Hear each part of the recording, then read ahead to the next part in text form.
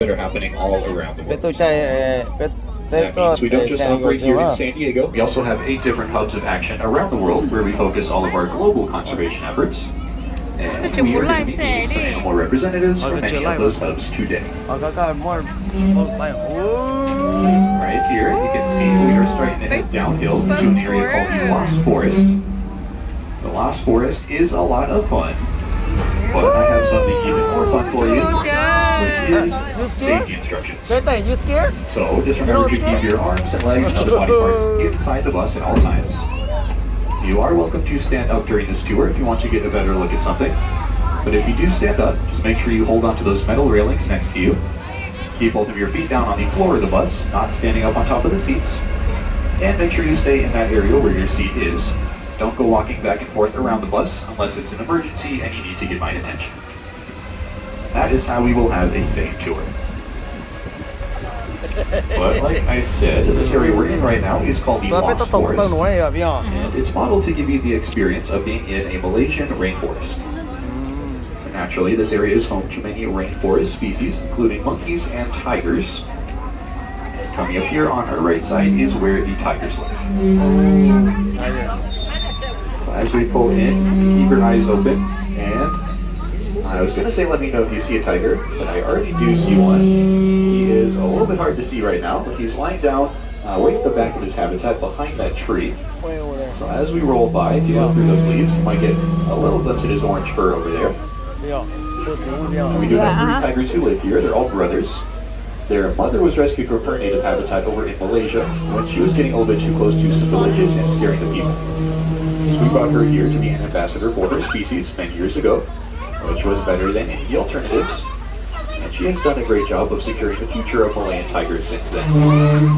There's only about 200 to 300 of them remaining in the wild, but she has had many cubs during her time in zoos, which includes the 3 brothers that now live here.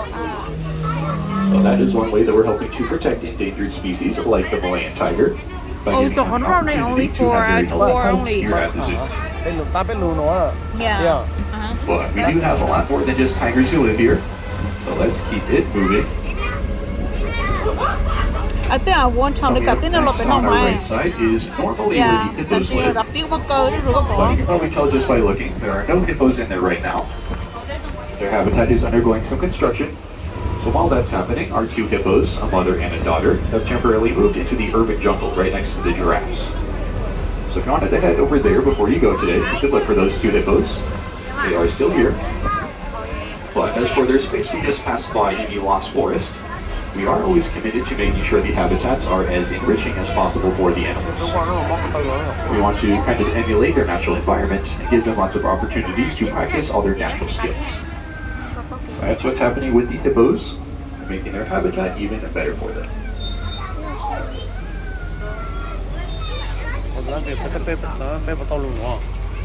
Up ahead, we're about to make a left turn at this intersection, but if you look a little bit to the right ahead of us, there is an uphill road there. That uphill road, if you were to walk up that road and then turn to the right, that is how you get into the Asian Passage, where we have lots of Asian cats, as well as the adorable red pandas, if you wanted to see them before you go today. So keep that in mind. But like I said, we are making a left turn, and in one moment on the left side of the bus, we are going to pass by the marsh where lots of water-loving birds live, starting off with the beautiful flamingos. Down there's 2 different species, the American flamingo and the greater flamingo. They're slightly different colors, but both of them are very pretty. The American flamingos are the ones that are a brighter pink than the greater flamingos. They are more of a whitish pink. Now, all flamingos, regardless of their species, are actually born with just gray feathers. They only get that color in their feathers a couple of years into their life, and their diet mainly consists of algae and crustaceans they filter out of that water they're standing in. Some of the other water-loving birds down here include the pelicans and cormorants. You might get a look at them down there in the shade as we pass by. Right in front of those birds, we're also passing by a yellow sign shaped like a kangaroo with a number 2 on it. That is Kangaroo Bus Stop number 2. So if you're not familiar with the kangaroo buses, I'll tell you about them. The kangaroo buses are a hop-on, hop-off buses down at the zoo to help you get around without doing so much walking. There's a total of 4 kangaroo bus stops around the perimeter of the zoo. You can wait at any of those 4 stops. A bus will pick you up within 15 minutes, then you can hop off at any of the other stops. So it's just like a city bus that takes you around the zoo. Very helpful for getting around to all the different areas. Not sure if you're going to have the use for those today, since it is getting close to 7. But either way, you can find the location of all 4 of those bus stops on your map, the black and yellow kangaroo icon. But if you didn't grab a paper map when you got here today, you don't have to feel left out, because you can also pull out your phone and download the St. Peter's Zoo Travel Guide app. That app is a great way to find your way around while you're here. You can type in any animal or restaurant or gift shop you want to head over to, and the app will direct you right to. Very convenient. Over on our right side, we are starting to pass by the savannah. I do see a giant eland over there. And up in this next section, we can also look out for the lesser kudu and the Sphinx gazelles. I think I see both of them over in the distance. The Sphinx gazelle is fairly small and cute with a dark horizontal stripe on their side. There's also a couple of them lying down on the ground underneath that big green awning. Oh yeah, right there, laying down. You can find a larger animal in there with white vertical stripes. That would be one of the lesser kudu. And they do have a lot of room to run around in there, just like they would do in the savannah. So you do have to look all over the place to find them.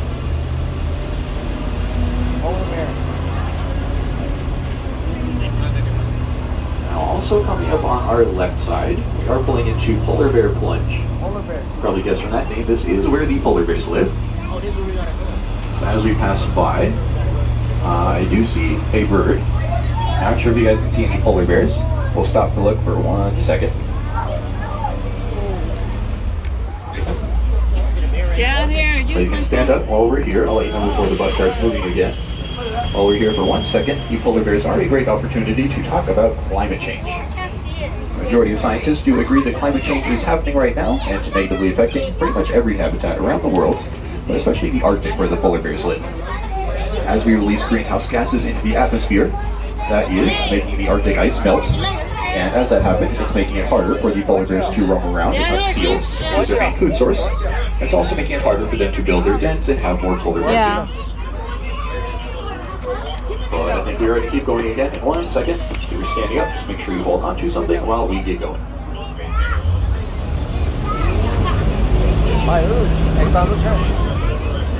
Well, like I was saying, those polar bears are being very heavily affected by climate change up in the Arctic.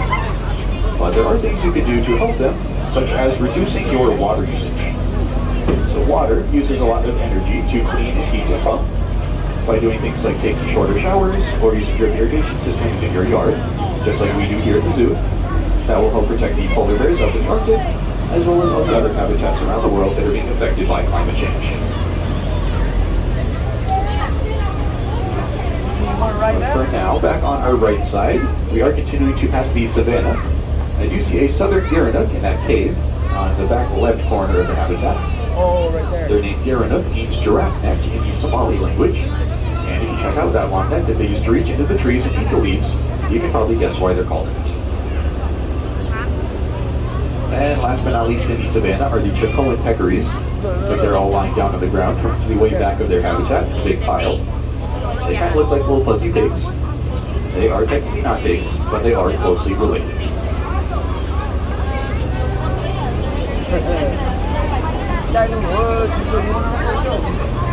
We have finally made it to the top of the hill, and you can see we're about to pass directly underneath the Skyfari aerial train. That is a good way to get back and forth between the front of the zoo and this area at the back of the zoo. So if you wanted to come back here later on to look for the polar bears some more back behind us, or for the animals coming up ahead of us like the elephants and lions, then the Skyfari would be a good way to get over here.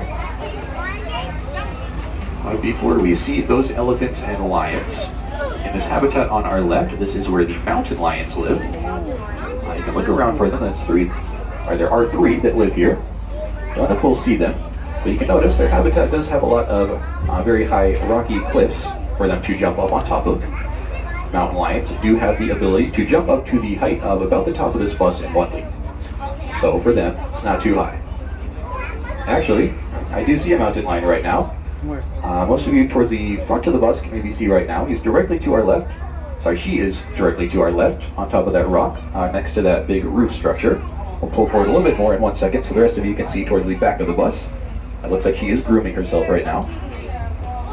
Now, I have been calling them mountain lions. You might also know them as cougars or pumas. They actually go by more than 40 different names in the English language. They can be found all the way from the northernmost parts of Canada down to the southernmost parts of South America. So because they have such a huge range across the Americas, they have been encountered by many different people over the years and been given those different names. Licking. Okay, licking. Look. Now, I did mention some of the animals coming up ahead of us include the elephants and lions. Oh, one's on the floor. They live up in an area called Elephant Odyssey that we'll enter in one moment. You might not believe it, but once we enter Elephant Odyssey, we are going to go back in time by about 12,000 years. Mua mà I'm sure you can imagine California was a very different place back then. nó nói There used to be all kinds of animals that you would now associate with California, like lions, camels, and elephants. So all the animals here in Elephant Odyssey, they represent those different animals that used to be found in California a very long time ago. Let's see what we can find.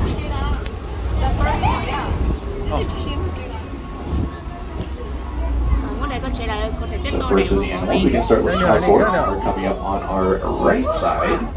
They are the African lions.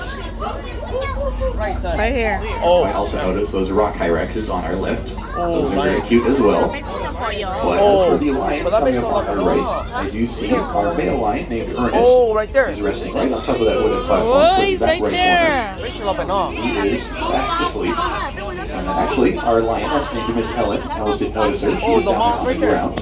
Oh, look at cái tung lên. She is also sleeping. And it's not too surprising because lions can spend up to 20 hours a day sleeping. They're called crepuscular.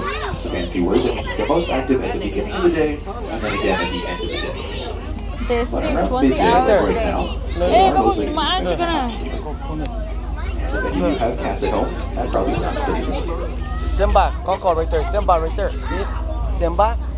Lions are one of the Nala. social cat species, so it is of course good for the two of them to be able to live together and socialize. Mama. Daddy. I don't think they're doing too much socializing right now. They do like to hang out with each other.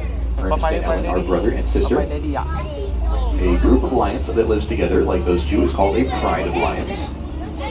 But does anyone know what a group of jaguars is called? You might not, so I'll tell you the answer. The answer is, it's a trick question, because jaguars live by themselves. Oh wow. So no such thing as a group of jaguars, but we do have one who lives here. Her name is Nindiri, and we are going to get a great look at her as well. You'll look right next to the front of the bus. She's right in that little cave of rock. Just see her head sticking out. Oh yeah. He's right there. As we pass her by, Oh. I'll tell you, there have been some sightings of jaguars in Arizona and New Mexico, but they're mostly found over in South and Central America, especially the Amazon rainforest. And they are unfortunately being threatened by deforestation. As humans cut down more and more of the Amazon rainforest, it becomes harder and harder for these jaguars to roam around and find themselves a mate when that time comes. The one thing you can do to help them is when you're buying any kind of wood product, you can look for a logo that says FSC. That stands for Forestry Stewardship Council. If you look for that logo when you're buying wooden furniture or notebooks, anything like that, that will tell you that the wood you're buying is coming from a sustainably managed forest and it's going to have a minimal impact on wildlife like those jaguars. So keep that in mind. FSC.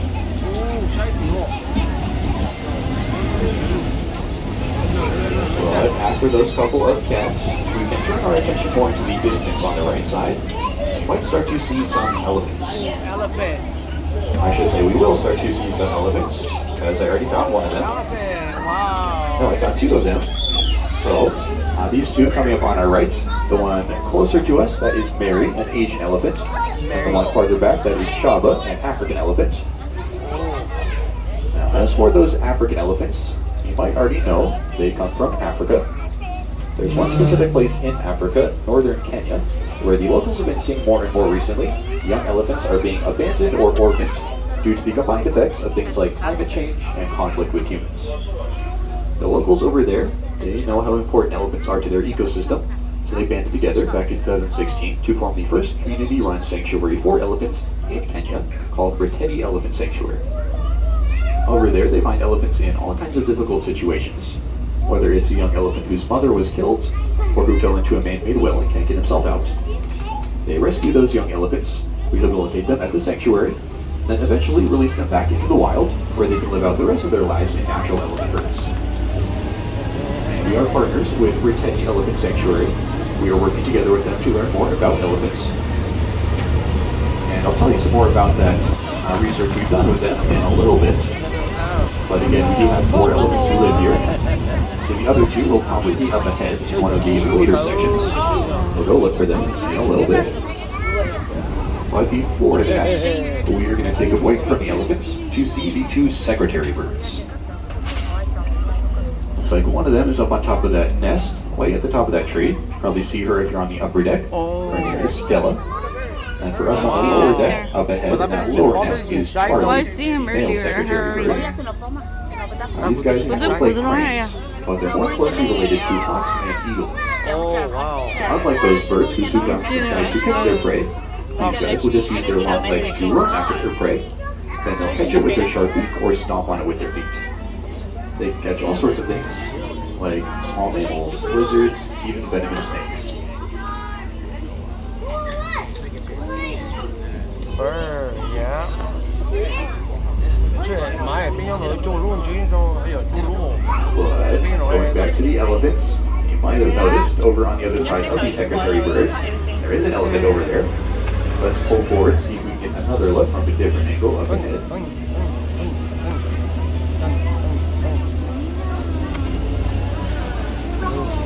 Looks like that is one of our male bachelors over there, back behind us. As we pull forward past this rock wall, you crane your neck way back there to the right side, get a little look at him over there. I think the other bachelor is going to be up ahead of us in the next section. We'll go look in one moment. But I was telling you guys about the Caij Elephant Sanctuary. Again, we are partners with them over in northern Kenya, working together to learn more about elephants. One of the elephant research has to do with the milk they feed the baby elephants at that sanctuary. If those babies need milk, which they do, in order to get that milk, we can't just go out and milk a wild elephant. That's not going to work. We had to find a substitute. After a lot of research, we found that the best substitute for elephant milk is actually goat. You would think so. Pretty big size difference between these elephants and goats. But goat milk does actually have a lot of those nutrients that baby elephants need to grow up strong. By discovering that, And that's a baby. information with our partners, That's a baby, now all of us are better equipped to take care of baby elephants like these, and ultimately create a world where all life thrives. But if you haven't noticed, we do have elephant number 4 directly to our right. He's way up there against the wall. I think there might be either a little feeding station or some water down there that he's getting right now. But either way, kind of hard to see right now when he's up against the wall. But one thing you notice about him is that impressive trunk hanging down from his face. You keep in mind, elephants have more muscles in just their trunk than you have in your entire body. They have a ton of really precise control over that trunk. It's like a 5th limb that they can use to manipulate and grasp whatever objects they're interested in. Their trunk is strong enough to knock down the entire tree, so little. also precise enough to pick up a single piece of straw. Baby. Speaking of straw, Yeah. looks like this guy does have a little bit of hay on his head. That is something they eat quite a lot of, but they do enjoy other foods as well, like fruits and vegetables, special elephant biscuits. And their number 1 favorite is raisins. So if any of you guys like raisins, you have something in common with the elephants.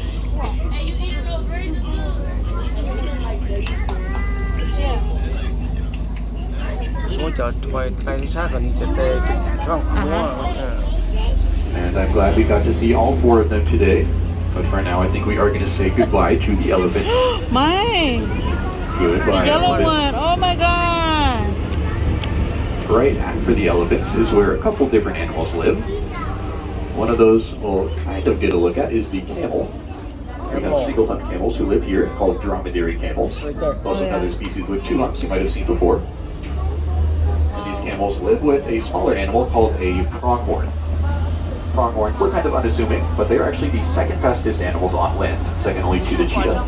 And those 2 animals are also neighbors in this area with the guanacos, who are close relatives of the llama. So if you wanted to come back here before you go today, you could get a better look at all 3 of those animals. But the next animal we are going to see is one of the greatest success stories at the zoo, the California condors. Looks like one of them is on top of that tree, the very center of the habitat. The other one is up ahead on top of that rocky cliffside.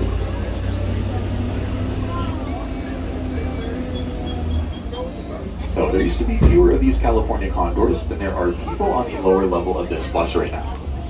Back in the 80s, they were right on the brink of extinction. We couldn't let that happen, so we teamed up with some other organizations, including the Los Angeles Zoo. We found all of them who were left in the wild, then gave them a safe place to stay over at our sister park, the Safari Park, where they were safe from the things that were threatened. You see that? Yeah. We studied them, how they breed with each other, how we can help their chicks grow up big and strong. That breeding program was a great success. Like I said, there used to be only about 20 of them back in the 80s, 22 to be exact, but there are now more than 500 in the world. More than half of those are out in the wild.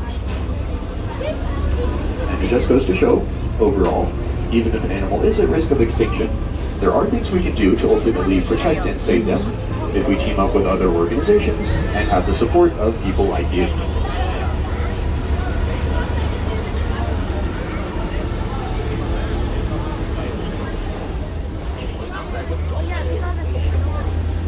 All of that fun stuff we passed by for the past 10 or so minutes, that was all part of Elephant Odyssey. And now we're going to wrap up with Elephant Odyssey and pass by the backside of Africa Rocks. Africa Rocks is one of the newest sections of the zoo. Just recently turned 5 years old, which in comparison to the age of the zoo, which is more than 100, is fairly new. As you might be able to guess, Africa Rocks is home to lots of African animals. And in this rocky habitat called a caij, coming up on our right, I do see a cliff springer. He's right on top of those rocks. Very cute. These cliff springers are very good at staying still like a statue to hide from predators. But that is a real animal, not a statue, I promise. I know, I was seeing that earlier too. They're only about the diameter I see of a that dime. earlier too. They act like a suction cup, allowing them to stand up on top of those rocks. Because he stays still. Like he looks like he's fake, but he's real. They also share their habitat with some more of those rock hyraxes we got a peek at earlier, as well as the dwarf mongoose.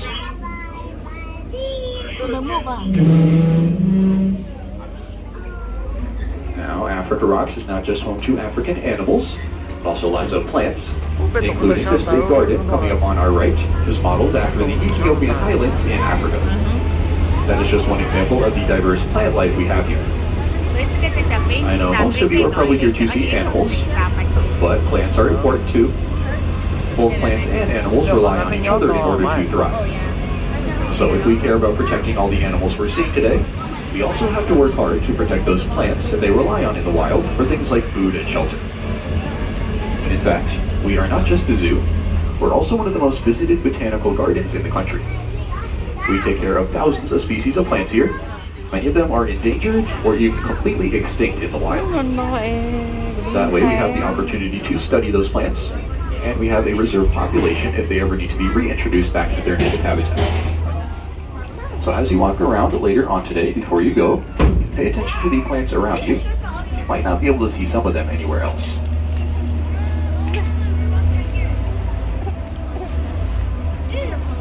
Right here, we're passing through a little area called Sydney's Plaza, which is home to a few different shops, including on our left side, the Boardwalk Beer Garden and a gift shop called Sydney Shop. Then over on our right side is one of our restaurants called Sydney's Grill, if you're looking for a bite to eat. All of this is very close to where you'll be dropped off at the end of this tour. So afterwards, it'll be a great place to head over to any of those shops if you want to check them out. But before that, we are going to head down Center Street, see if we can find any bears.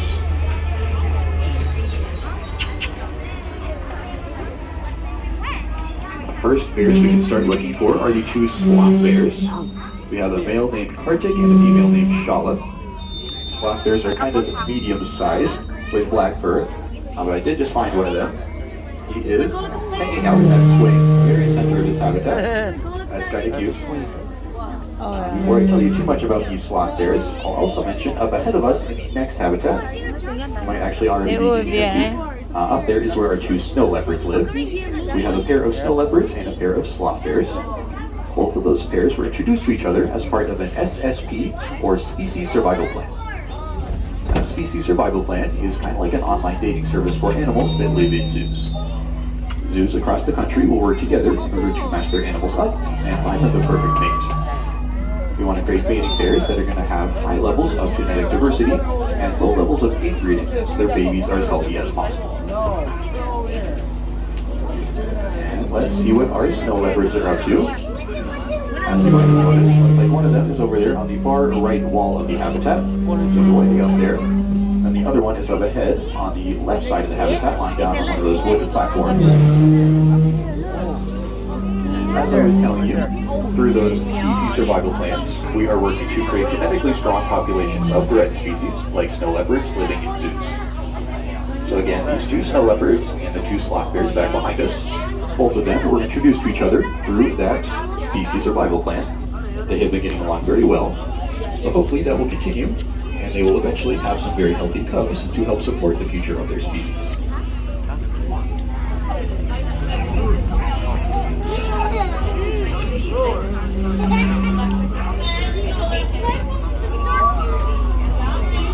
Now coming up next, might be starting to smell them. Next, these are not bears, they're also not cats, these are the African penguins. Penguins. So if you've been here before, you might remember the penguins being down at the bottom of the hill, close to the entrance to Africa Rocks. But they just moved into this habitat a few months ago, temporarily, while their other one is undergoing some changes. But they have definitely made themselves at home over there. You might be wondering what penguins are doing here in San Diego. You would think they would be somewhere a little bit colder and icier, but these are African penguins from the beaches of South Africa. So they are actually really well suited to living here in sunny San Diego.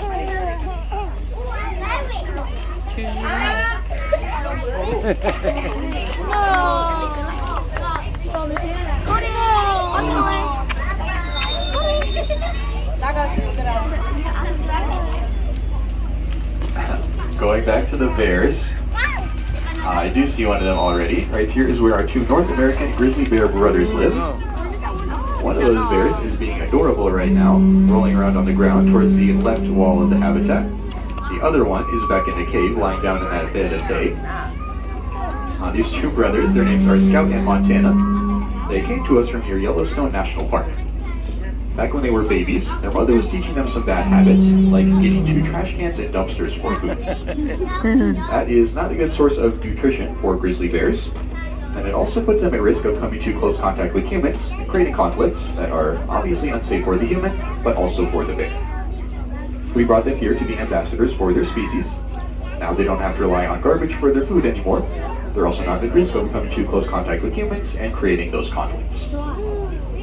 So anytime you're out in bear country, camping or anything like that, definitely make sure you secure all your food and trash away safely so you don't accidentally attract one of these bears.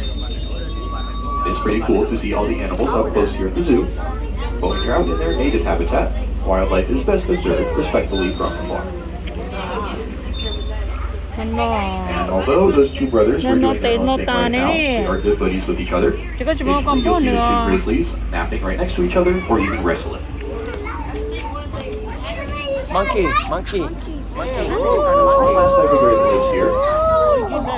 And it looks like our lucky streak is going to continue, but you can see them right now. Right here is where our Andean bears live. The larger one who is fastest up there on top of the climbing structures, that is the mother named Alba. And just at the end of last year, in December, she became a second-time mother. Those two little ones up there, those are her two twin cubs. Very cute. Andean bear cubs, when they're born in the wild, they are completely helpless and rely on their mother for survival. So Alba has mostly been spending her time taking care of the cubs diligently in the cave, out of view. They have been spending more and more time outside. Glad to see them out right now. These two cubs did actually recently get their names. One of them is a male, one of them is a female. If you want to know those names, don't ask me because I forgot. But if you go to our social media, we do have it on there, along with some very adorable pictures of them. Baby. But for now, I think we're going to let them continue doing their thing up there. Say goodbye to the bears. I'm sure they are going to continue to grow up big and strong.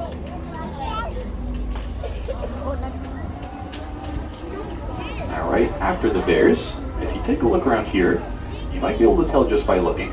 This lush area we're about to pass through is part of the Lost Forest, which we passed through the other side of earlier.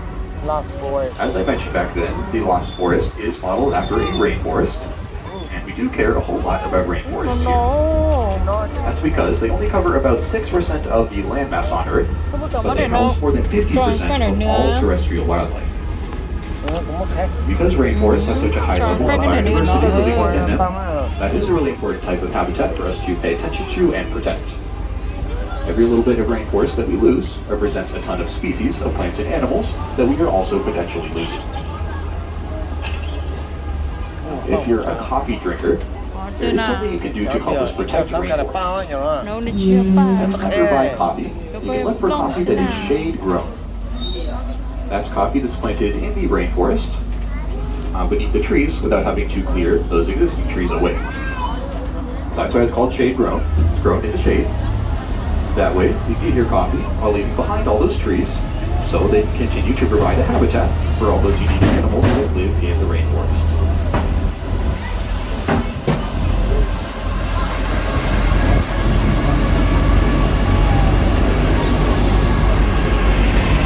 Again, if you've been here before, you might remember that over on our left side is where the penguins used to live.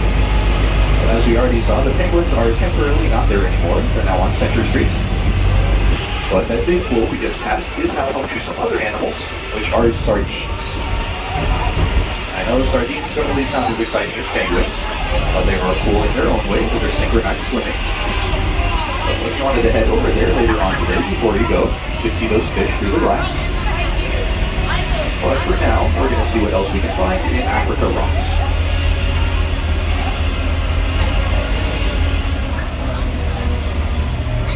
As I mentioned earlier, Africa Rocks is home to African animals. Those include lemurs and leopards, monkeys and birds. As we pass by, if you see any birds flying around over there in the distance, that is an aviary. You can walk inside and walk amongst all those birds. It's a very relaxing area to spend some time. And this big net structure that houses all of those animals and covers the entire area, it is actually a Guinness World Record holder. This is the largest hand-woven net structure of its kind, and it took a year and a half to build. So that is just one example of the innovation we have here that we use to ensure the welfare of the animals and allow you to see into their habitat and build a connection with them.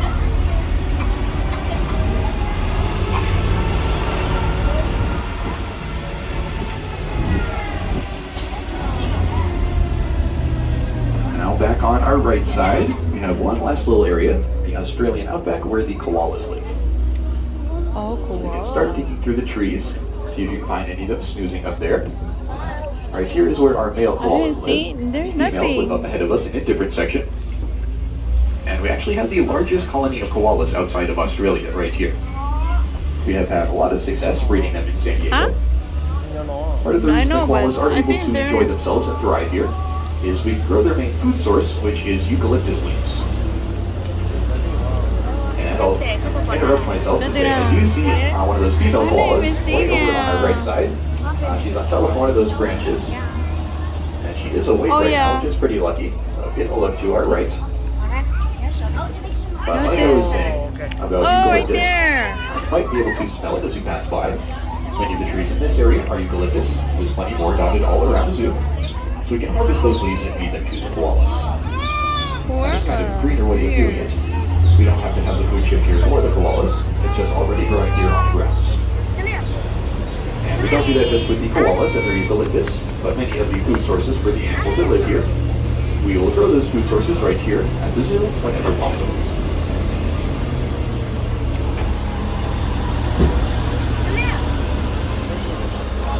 But again, coming up on our right side is where all those female koalas live. So as we turn the corner ahead of us, you can continue peeking through the trees so you can find any of them, or see if you can find any more of them. And then down beneath the female koalas on the ground also live the wallabies. Wallabies are kind of like little miniature kangaroos. They are just as cute as the koalas, so don't forget about them.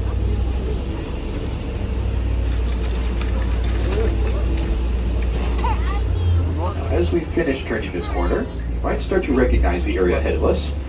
We were just here at Sydney's Plaza about 10 minutes ago. And I don't think I mentioned it last time we were here, but down that road coming up on our right side, that is the entrance to the urban jungle, where you can find giraffes, hippos, and cheetahs. Since this area is very close, where you'll be dropped off at the end of this tour, a great way to plan the rest of your day afterwards, if you're sticking around for a little bit, would be to head over there to the urban jungle, since that is one of the main areas we don't see on the tour. It's a fairly small area, so you can see all of those animals in not much time. But having said that, we are coming up to the end of this tour very soon, so I'm going to take a moment to say thank you. You might not realize it, but just by being here today and learning about the animals, you have become an important part of our Wildlife Alliance. All the things we do, whether it's taking care of the animals who live here, or working with our global partners to protect threatened wildlife out in the world, all of those things we do are only possible because we have people like you supporting us. We are a non-profit organization, so the cost of your admission today, and any food or drinks or souvenirs you buy, all of that is going to go directly back towards our mission of creating a world where all life thrives. So thank you for being here today. We couldn't do what we do without your support. As we pull into the unloading dock ahead of us, please just keep everything inside the bus until I get out and open the doors for you. I'll let you guys off the lower deck first, then I'll come upstairs, let you off the upper deck as well. As you leave the unloading dock, you can make a left turn if you want to head behind us, back towards Sydney's Plaza, where we just were. Or you can make a right turn if you want to head in front of us. That'll take you towards the front of the zoo, and stroller parking, and the nearest restroom. Again, my name is Brian. I'll be hanging around on the upper deck as you guys leave if you have any questions for me. Otherwise, thank you so much one more time for taking this tour today and being an ally for wildlife. And enjoy the rest of your day at the world famous San Diego Zoo.